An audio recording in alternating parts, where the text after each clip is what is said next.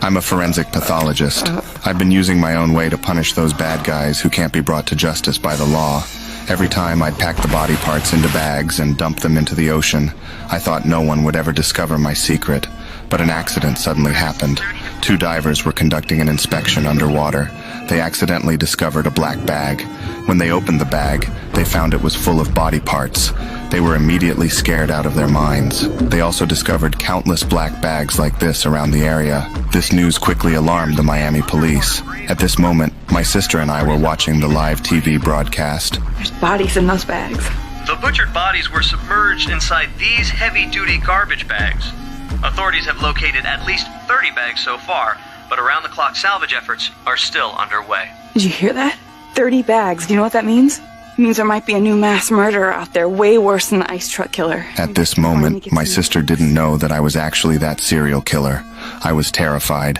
My heart suddenly started pounding violently. The next day, the government brought in the top FBI agent Landy to investigate this case. I had learned about this guy before. He had never encountered a case he couldn't solve.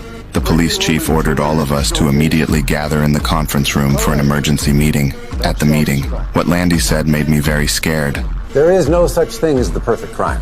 Not in my experience, anyway.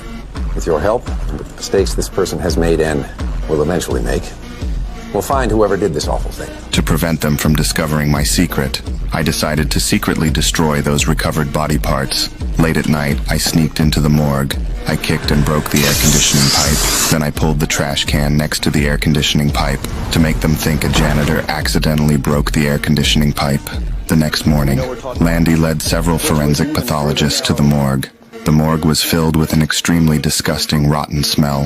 One forensic pathologist got so scared they immediately ran out. Because the temperature last night was extremely hot, all these body parts had completely decomposed and stunk. I thought no one would ever discover my secret, but something unexpected happened.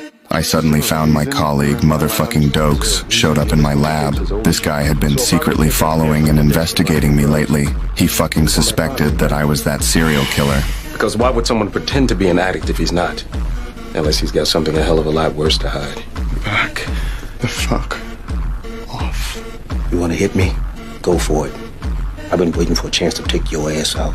I felt this motherfucker was about to discover my secret soon. However, something even more terrifying happened. Landy called an emergency meeting based on the clues he had gathered. He believed that the serial killer was very likely someone inside the police department. When I heard this news, I was instantly scared out of my mind. This motherfucking Landy was really too smart.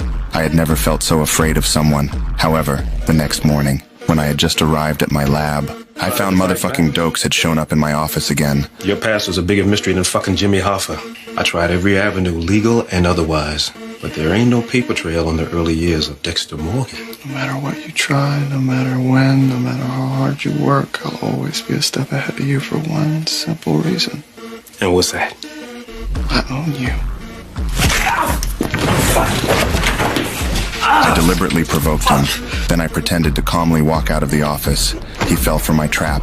I pretended to be knocked down by him on the ground. I didn't fight back. I wanted everyone to see that motherfucking Dokes was a person with violent tendencies. I wanted everyone to suspect that Dokes was the serial killer because he often deliberately gave me trouble. The chief temporarily fired him. He was escorted out of the police building by security. At night, something terrible happened. This crazy guy fucking actually sneaked into my house. He tried to find some evidence of my crimes. Eventually, he found a box in the air conditioning cabinet. The box was filled with microscope slides. Every time I took out a bad guy, I would keep a blood sample on a microscope slide. The next day, I suddenly discovered some agents were secretly following me. They seemed to have confirmed that I was the serial killer. To avoid arousing their suspicion, I could only pretend to calmly drive to work. When I got home at night, there was suddenly a knock on the door. Who the fuck is that at this hour?